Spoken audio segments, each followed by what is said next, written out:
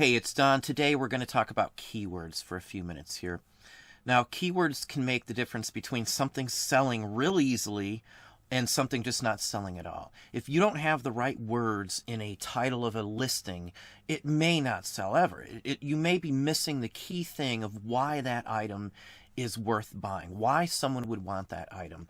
Now, I look at stores all the time. I've been doing a lot of store reviews and Patreon lately. And one thing I notice is people tend to leave out key things that should be in the title all the time. Now, it's not from them not looking. It's not from lack of trying. A lot of people, just to them, it may not seem like the issue, the word that's in there that should be the keyword isn't important to the thing. One good example of this is, say, pug, a pug dog. And I've talked about things like this before. If you have an image, a card, anything pretty much with a pug dog in it, and you don't list that it's a pug, you're really limiting the opportunity to sell that item, especially a vintage item. If I have a photo of a pug dog from like 1880, it's going to sell because it's a pug dog. You know, many other breeds, it's the same basic principle. Many other animals in general, it can be too. So that is one key thing. Another good example would be like a military scene in not putting that they're soldiers, or that it's military, or that it's U.S. Army, or something along that line. Those are key words for vintage items, things that will help it sell for sure. Many times I do suggestions when I see something that they're missing a keyword. They'll put the keyword in it and it will sell because, again, it was missing something that was key to that selling. Hence the name keyword, obviously. Now, there's a lot more to it. Now, I'm in niches. I've got a bunch of niches, 25, 30, maybe more niches. We sell multiple items in those categories, those niches of ours all the time, constantly, multiples. So I've researched over time, every single one of those, what our competitors are using for their keywords.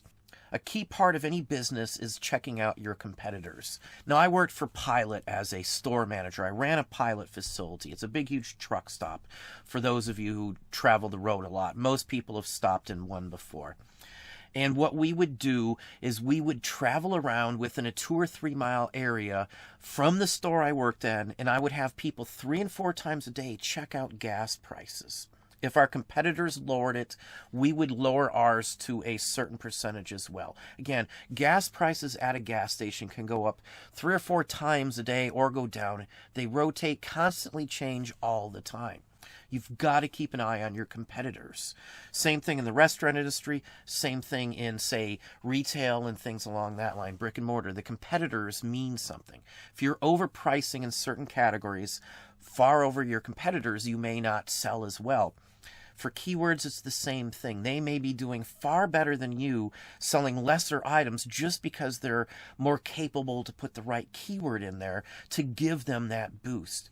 Now, to research keywords in some cases could take you a very long time, especially if you're doing wholesale. If you are doing something wholesale, we buy wholesale. I buy in bulk anytime I can get it.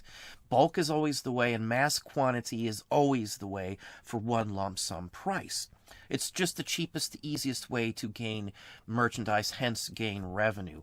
Now, when I'm researching those types of items, things that I have multiple quantities of, I really dig in. I go down and I even pull up Google trending for the words I'm using.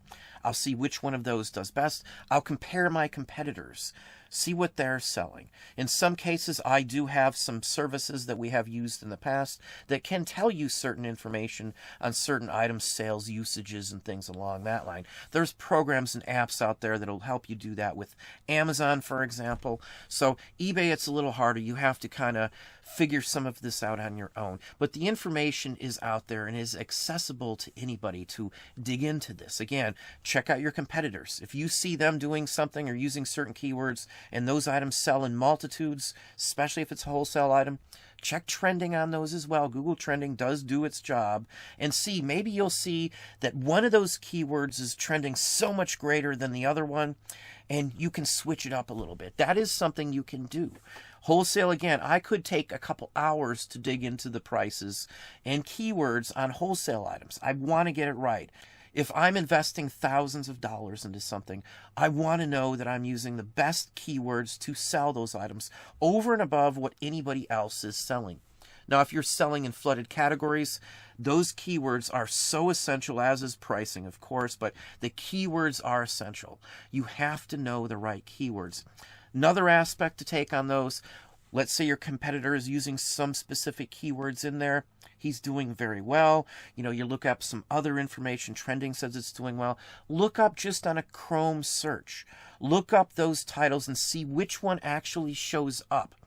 So if you've got an item your competitor is selling as well, Google that. See what shows up if you Google his. If his is showing up, use the similar scheming for your title to get your name right below his. You'll be on the same page. Maybe you can drop the dollar down in price or something. There are ways to play around with this. Maybe he hasn't optimized his keywords and he's just using what's worked for him. You might be able to add something else or change that around again. Again, you can use Google Trendings to come back with some way that trends higher than what his does, that returns better results than what his does. You want to beat your competitors at what you're doing. Keywords is essential. I can't tell you enough. There are companies that just research things for you. They'll come back with a market analysis and things along that line. That type of business has been around for a very long time, before the internet was here. Market research and the whole works, all of that stuff works for a very good reason. There's SEO, keyword businesses out there. I'm not saying you'll need one of those. All the information that you will need is out there for you to find on your own. You don't really need to pay somebody to do it. A good thing to try is pulling up some of the items that you have listed for quite some time and checking out the keywords on those. Maybe a year or 2 years ago, or whenever you listed those items, you used something different for a keyword, and that may be the only reason you're not taking hits and selling some of those vintage items. You'd be surprised at how easy it is to sell some items that you've had up for a year, 2 years, 3 years, just by changing one of the words in the title. It's something that draws somebody in. You've got to get keywords that people would be searching. Just because you don't think something is important to the object doesn't mean you shouldn't check into that. Do a couple searches on the thing that you're thinking may not be important and see what comes up. Like pug dog example again. If you didn't know that and you type in pug, you will see a ton of things for pug. Now there's hundreds of different keywords you could use for almost any category and almost any item. It just depends on the specifics. There's no list you can get. You're just going to have to dig into this. After a while, if you're studying certain niches, you'll realize the same keywords work for many of the same items in those niches, and it'll get so much easier. You'll know this one works. You know your competitor has been using it.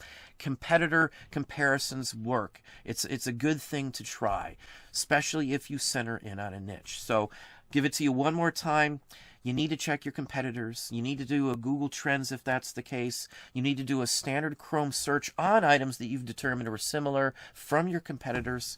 And if you're doing wholesale, spend a lot more time doing this. You may even have to go to some industrial sites that cover that line. So if you're selling some sort of business machinery, you can go to some of the industrial business machinery websites that talk about it. There's Reddits and stuff like that as well too. So there's many ways to research it all yourself. I do not pay. Every single keyword, every single thing that I do to optimize my listings, I do here from doing this for many, many years, 10 years plus full time, 20 plus years doing this since it's pretty much been eBay. So, you just got to dig into it. That's what I have for you today. That's how you're going to get some better sales, by mixing up and fixing your keywords as you go through your listings. It's something you will gain experience, and you will get it at some point, and it'll be really easy, hopefully, for most everybody once you've done this for a long time. But if you enjoyed the video, please hit that like button down below. You can also hit the bell icon to be notified if I post new content or go live. Subscribe and tell all your friends.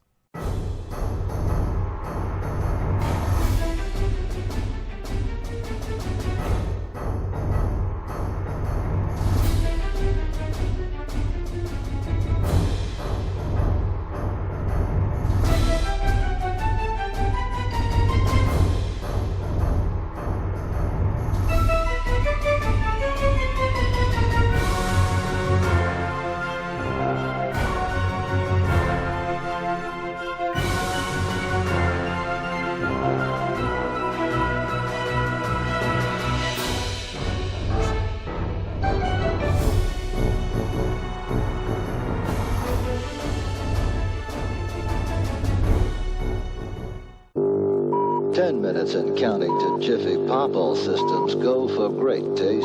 Roger. We've got heat. 5, 4, 3, 2, 1. And we've got pop-off. Looking good control, buttery, crunchy, and light. Think someday I'll really be eating Jiffy Pop in outer space? I wouldn't go back there without it. Look for Jiffy Pop's special Goonies glowing cap offer. See package for details.